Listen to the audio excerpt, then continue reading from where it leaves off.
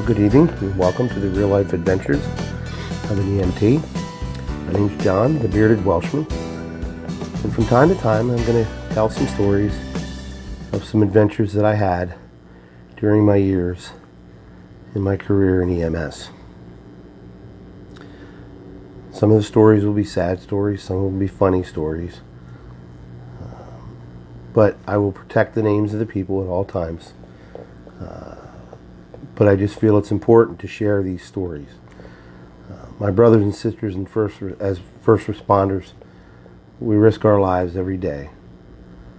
Whether you're a police officer, firefighter, EMT, or paramedic, we're out there risking our lives. We're putting ourselves second only to the patients that we come in contact with, and to our partners. So, the first story that I'd like to share with you is when I was working for a local company, and my partner, his name was John as well. I'm just going to give his first name. He was a paramedic. We ran MICUs, the mobile intensive care units, for where we served our area, and part of our area for ALS coverage, advanced life support, was Londonderry Township down by 3 Mile Island along the Susquehanna River. So one night it had been raining for days and the river was high, and fast and muddy. Excuse me, I'm drinking my cup of black coffee, and it's always black. I don't like to put cream or sugar in it. So, it was an uneventful evening, and we went back to the bunk room to try to get some sleep. We were on a 24. It was either a 16-hour shift or a 24, and when we did 16-hour shifts, John and I always did a reverse. We came in the afternoon and worked until the following morning. We called it a reverse 16. But anyhow, we were sound asleep in the bunk room, and the call came in for one of the islands that has cabins. There's multiple islands in the Susquehanna River that has summer cabins or weekend cabins. And we had gotten a call for a medical emergency to one of the cabins on one of the islands. I can't remember the name of the island. Not one of the ones I was familiar with. So we hop in the ambulance and we get moving down towards 3 Mile Island. It was down, we had to go that way. There was a marina down there that we had to go to get the boat to get over to the island. And Londonderry Township, I was with Lower Swatara Township. Londonderry Township's crews had already been sent out there. So it was in need of an ALS provider, which was my partner John. So we go cruising down about 2 o'clock in the morning, and it's dark, and I'm tired. And we're driving down, and we get down there, and you could see the water, how high it was. So you had the fire trucks there, and there was boats there, and they were getting ready, and they come up and tell us, what's going on, and so I'm looking at the water, and I like the river, but hey, when it's high and fast, and it's in the middle of the night, I'm not a fan. Not a fan. So I'm scared. But my partner, John, I trusted him with my life. With my life. If that man told me to do something, I would do it. I trusted him. We knew what each other was thinking. That's how in tune with each other we were when we were on calls. We worked really well together. Still a good friend of mine. I still keep in touch with him, even though I'm not in it anymore, and he's still working. He's been doing it 30 plus years. So their fire chief looks and says, look, put these life vests on and everything. And I'm bumbling. I'm tired. It's 2 o'clock in the morning and it's dark out. And I put this vest on and John starts laughing and says, you got it on upside down. So I flip it around. I get it on. There's supposed to be a beacon there and a knife. In case you fell out of the boat, the knife was there to untangle yourself from something. And the beacon was so that at nighttime, the crews could see if you fell out of the boat. So where we had to go in at about I don't know, 200, 300 yards downstream was the dam. And the dam has got a spillage of over 10 feet. It's a pretty big dam. So I'm like, put the vest on, and my partner's helping me, and he's kind of getting a kick out of it because he sees I'm not thrilled about this at all. And he's laughing. He says, well, check your beacon, make sure that your beacon light works. I turned it on, I hit the button, nothing. I'm thinking, this is just great. You know, I fall out of the boat, I'm screwed. So I said to him, well, my knife's probably dull too.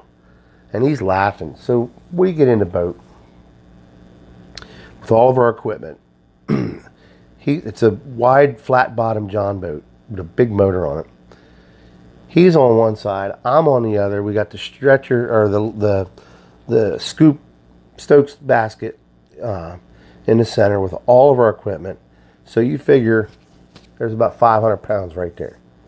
Plus we got some big-ass guy in the back driving the boat. And we're going down the river like this, across the river. Well, you know where you're going. Yeah, I know where I'm going. So we're in the boat, and John decides he's going to screw with me. He's going to mess with my head. Because he was like that. I got a lot of stories about him. And he leans over to me and he says, hey. I said, what's up? And he must have seen the look on my face. I was not happy about being on the river with the water that high, that fast, in the middle of the night, in the dark. And, you know, we had some floodlights, but it's not enough to light. I'm sorry, it's just not enough. So he looks over and he says, listen, the dam's not too far down the river. If I tell you to jump, you jump. My stomach sank. Because, look, like I said, I would give my life for this guy. I trust him. If he'd have said jump, I'd have been out of that boat in 2 seconds. And I'm thinking, please don't say jump, because I would have just done it. So he's laughing. And he's like, relax, man, we'll get there. We spent what should have been a straight shot across the river, upstream a little bit, in between the islands and the west shore. We were on the east shore. We spent about 45 minutes to an hour trying to find this stupid island. I'm not happy. I am not happy because I'm on this water longer than I want to be. So he's, you know, having a good old time. And this patient, we're getting radio traffic from the crews that were over there before we did. And this patient's not doing too good. So we know we need to get over there. So finally they send the boat out to look for us, and they find us. And it turns out we were lost. We were way off. We get up there. We get this guy loaded. We get him on the boat. And I'm thinking, there's another 200 and something pounds on this boat. And I look back at the driver of the boat. I'm like, hey, dude, is this thing going to hold everybody, or what's going on? Yeah. So we get this guy on. We get buzzing back across in the dark, rough waters, fast moving. And my partner says, all right, start me an IV, and I get everything set up and everything. And because we got this guy on a boat. We just got him on a boat and beat feet. He was in bad shape. Start me an IV. And I started a couple IVs so he could start 2 lines on this guy, get some fluids in him with some 14 gauge. And I'm holding the flashlight up. The flashlight dies. He sticks an IV in this guy's arm in the dark. That's how good John was. That's how good of a paramedic he is. He sticks an IV in this guy in the dark, gets a second one on him. So we're cruising. I mean, we are hauling across the river, and I shouted back, are you sure you know how to get back? I don't want another hour out here. Yeah. It was a straight shot, coming around the island, straight shot. As we're getting closer to the dock, this guy's racing. I mean, we're flying in this boat. He had a big engine in that thing. And we're just flying in this flat-bottom John boat. And I'm seeing the dock getting closer and closer and closer. And they've got floodlights up by then from the fire department. And I look over at my partner, John, and I said, you think he sees the dock? He looks up at me. Yeah, he sees the dock. And we're busy treating the patient. I'm taking blood pressure, getting oxygen. You know, he's pushing some meds. we're getting closer, and I leaned over and I said, John, are you sure he sees that dock? And he said, yeah, he sees that dock. As I turn around to look at him and say to the driver of the boat, we're real close, dude. Slow it down. He almost throws me out of the boat because we're coming straight in and he just cuts it sharp. I mean, that boat, we were in that boat even like this. My partner's over here, and next thing you know, we're like this. And I'm looking, he's hanging on for dear life. And he's pissed. Now he's pissed. I'm just like, we get to the boat dock, we get this guy out, get him in the ambulance.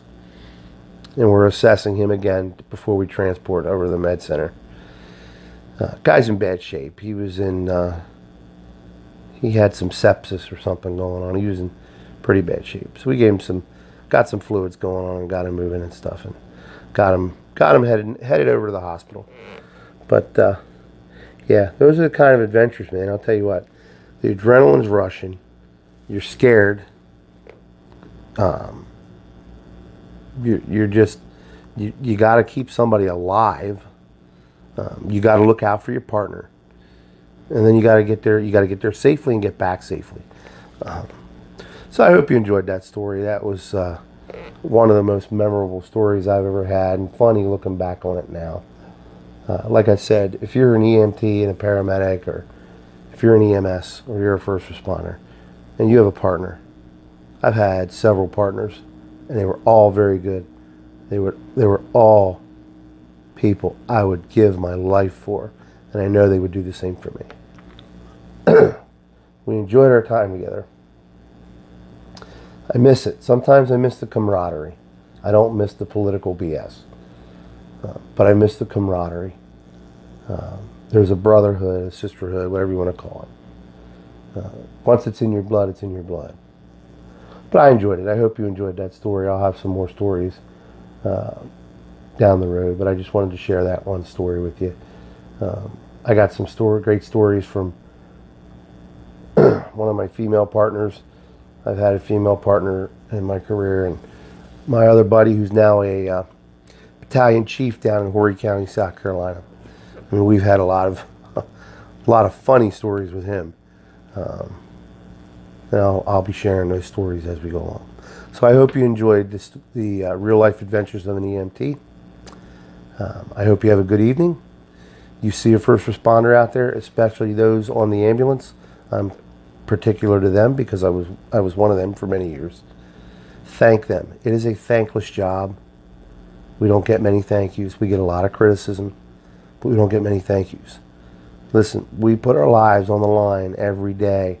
We are subject to catching diseases now with chemical weapons and stuff like that, and biological weapons. You know, HIV, which wasn't the one we feared the most. Hepatitis, all kinds of stuff. Hey, we were many things. I've been kicked, punched, slapped, spit on, puked on, bled on, pissed on. I've been a psychologist. I've been a counselor. I was a bouncer or security trying to keep people in line. There was many roles that we took. One of the things that my brother used to ask me is, what's it like being an EMT? And I said, well, you could sum it up this way. Hours of boredom countered by sheer moments of terror. That's what it was like. But it was fun. It was very self-rewarding, and I enjoyed every moment of it. And I miss the people I worked with. I miss them dearly. I miss the hospital staffs I got to work with. I miss the people. Till next time, everybody. Have a good night.